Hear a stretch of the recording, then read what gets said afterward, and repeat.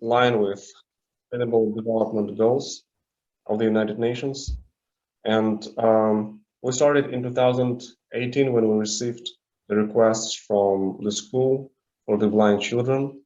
And they wanted to learn the alphabet in different languages, English, Russian, Kazakh.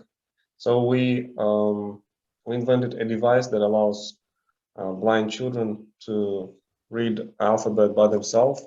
And when we received requests from Chinese organizations that would like to learn the hieroglyphs by themselves, and also from Oman, Yemen, Qatar, and other countries who would like to learn Braille for reading the Holy Quran, then we added and adapted our Braille tutoring device for this. Could you please, yeah, and let me explain why is that a problem? In Kazakhstan, people think that Braille is a minor problem, but in fact, nine out of 10 blind people cannot read. If you go to elevator, you will see that there are the buttons for the blind people, they're untouched. Nobody really uses them. So, and over 285 million people all over the world are blind, so it's a big problem. And how many blind people in Kazakhstan? Over 160,000 blind people, according to the World Bank. Sad statistics. Please. Yeah, please. So, what does our device do? It's actually a keyboard with a dynamic, and when you push any button, you feel tactilely with your finger each button. What does it mean? And also you hear, and that's why a person is able to learn the alphabet really fast. The maximum is 3 months, and the minimum is 1 month. So right now, with the help of Tankish Royal, we already produced 45 devices, 15 in English, 15 in Russian, and 15 in Kazakh. And under their sponsorship, we already provided.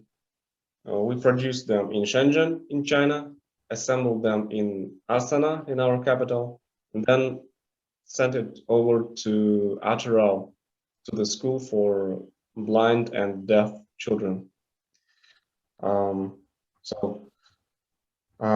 Please, and let me explain why we actually started working on these inventions. In 2017, my friend Galamjan Gabreshov, he lost his vision because he went to sauna, and after the hot steam got into his face, his retina got detached, and on the second day he woke up and he couldn't see anything. And for 3 days he was blind. He was really afraid of that condition, and we were looking for solution. And we were lucky because at that moment in Kazakhstan there was a doctor from Ukraine who with a yellow laser attached the retina. But because we understood that this problem can appear to any person on the planet in any age, that's why we started to look for a solution for totally blind people, not for visually impaired who have some portion of vision, but for totally blind people. And Microsoft, Google, Apple, Amazon, and other companies appeared to create some solutions only for visually impaired. But there was no effective solution except for the white cane or the guiding dog for people who are totally blind. That's why during 5 years, we were working on technologies, and we were testing different variants for solving this problem. And someday we came up with solution which helped blind people to navigate with biolocation. So as you can see on these slides, our technology is not actually taken from nowhere. It's taken from the bats and the killer whales, because these animals they use this biolocation because it activates their brain, the part of the brain that was considered to be dead after a person got blind for half a year. Some part of the brain goes inactive, but with our technique, it activates. So it emits the impulse, and these impulses are perceived by the brain, and they are they form the shape, the material, and the distance to the object. So that's why it actually works, and it works very well. It appeared that we didn't have any testers, even a tester without eyeballs. They were able to ride a bicycle, and they were able to work as a waiter. In 2017, we won the grant from the World Bank, and we made 8 prototypes, and we showed it to the experts from the World Bank, from US and Europe. And after that, in 2020, we became the national nominants of the United Nations contest. It's called World Summit Awards, and so we became just the first Kazakh team from Kazakhstan, actually from whole post-Soviet countries, because when we learned that nobody from whole Eurasia region actually created any type of inclusion technologies for disabled people, the experts from the United Nations, they told us, well, guys, you are the first one who cover 8 of 17 United Nations Sustainable Development Goals. So congratulations to you. And right now we are making transfer of technologies to US from Kazakhstan, because we already sent over to US our first devices, the first one that I've showed you, the Braille tutoring device, to New York, to our partners. And we are preparing to send over the second device that I'm currently showing to you, which is the Biolocator. And so we are willing to, as I've showed previously, our mission and goal is to help blind people all over the world, and with our technologies.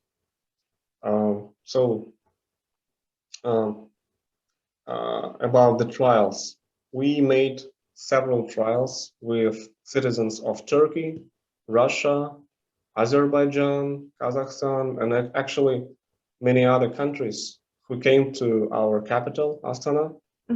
And all of them at first were skeptical, but it appeared that it took them about 10 minutes to get used to these impulses that are emitted by our device. And then, for example, the 68 years old Selahattin Aydin, a blind person from Turkey, he lost his vision at the age of 65 because of cataract.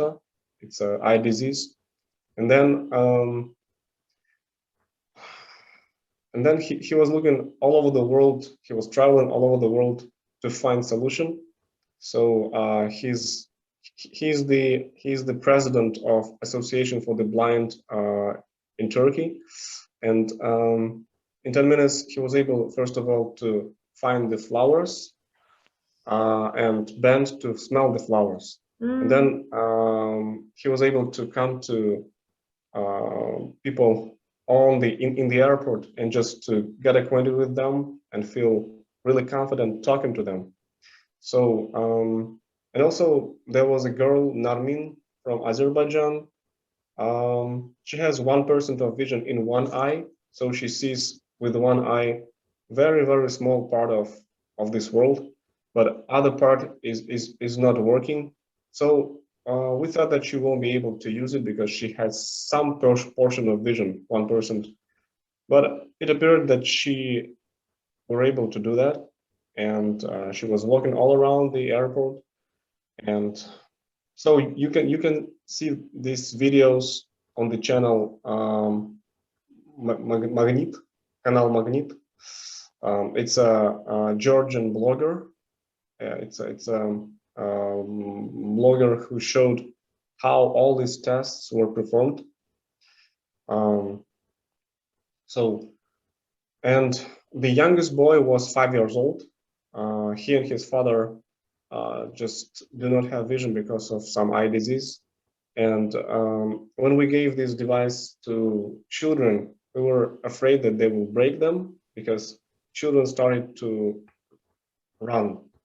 Like in 5 minutes, they started to run all around because they felt happiness, they felt freedom, because they came with their teachers, with the white cane, with the dog, and they got used to just waiting for somebody to take their hand and to wait for somebody to lead them. But when they used this device and felt that, wow, I can see this world. Of course, it's not colorful; it's just black and white, but I do see it. So, and this was a big surprise for us because it showed us that the age range for this technology is from at least 5 years old up to 68 years old. So almost everyone can learn how to do it. And we got acquainted with the Daniel Kish. It's a person who uses the same technique as we do, but this person, he uses his tongue. He makes this special click with his tongue and makes this impulse of special frequency. And he, for over 30 years, he was traveling all around the world trying to teach people to learn this technique. But as he told us, out of 200 people, if he teaches one person, it will be a success. Because if any one of you tries to click with your tongue, you will understand that it's not so easy to make this special frequency tongue and make your brain form the images. That's why he was really happy. He told us, well, I was waiting for your team for 30 years because nobody, even Microsoft, who spent over $2 trillion for the system that will be able to create the images in the brain, they didn't come up with anything. Of course, we told him that it's a scientific luck, because I believe that we are lucky. Even though most of my teammates studied over Bolashak scholarship in US and Europe, but still it's a very huge problem across the world. And our Kazakh team, actually, when I say Kazakhstan, all of these people, scientists and technologists from US and Europe, they say, well, you came up from nowhere, because it's the first time when I hear the word Kazakhstan, and you are the first person from there, and you are actually the first scientists from there, because usually Kazakhstan is oil and gas. It's just a country where we buy, where we have our oil plants. But right now we see that Kazakhstan has also scientists. It's really cool. So you can see on this image that there is a fMRT. It's a magnetic resonance which shows that when a blind person goes through this fMRT, then the part of his brain which was considered to be dead becomes activated, and it's highlighted. And there are a lot of a lot of research over the internet. You can find it, for example, Dr. Thaler from the University of Durham in England. And you can see Kish, the word Kish here, it's Daniel Kish. It's a person about whom I just told you. It's a blind person who makes these impulses by his tongue. So this blind person was put into the camera with fMRT. And this Dr. Thaler from Durham University, a scientist, she made this process and proved that under certain conditions, this area of the brain can be activated. The only thing that she doesn't have is that she doesn't have this actual technology to activate this, because and that's why it became very important for all blind people who are very famous. For example, last night I've talked to Brian Bushway. It's a star student of Daniel Kish. It's also a blind guy who lost his vision at the age of 14, and he was the student of Daniel Kish, and he was one of thousands who learned how to use this click. And why he's a star student? Because right now he's the best mountain biker in the world. Wow. He doesn't have eyes. So okay, let me share some more technologies that we do have. It's an exoskeleton for wheelchair users. Thank you, I get him. Because a blind person can lose his ability to walk around, because every blind person usually stays at home pretty much, and he doesn't move too much. That's why we invented this exoskeleton.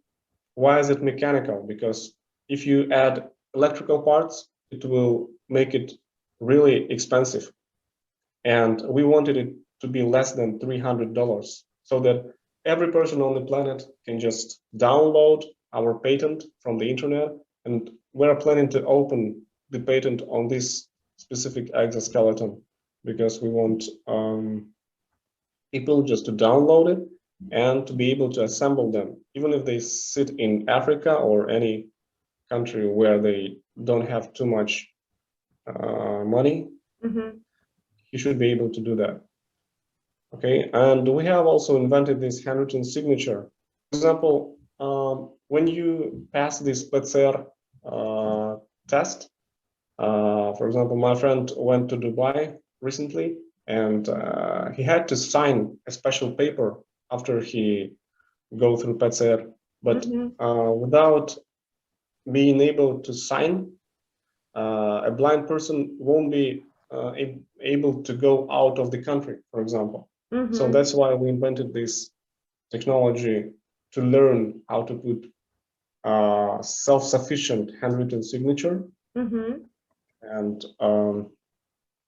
also we have this karaoke for the blind. It allows blind people to sing songs.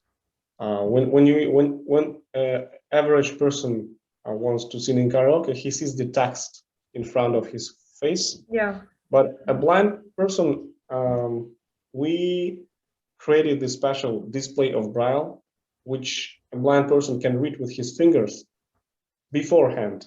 And in that case, he will be able first to read the text by his hands tactilely, and then sing the song. So we are in the process of okay, Gala note. Well, this is the invention that allows you to use, for example, the microwave. Every one of you, when you use a microwave, you don't even think about how will you use it if I, for example, close your eyes with a hat or with something.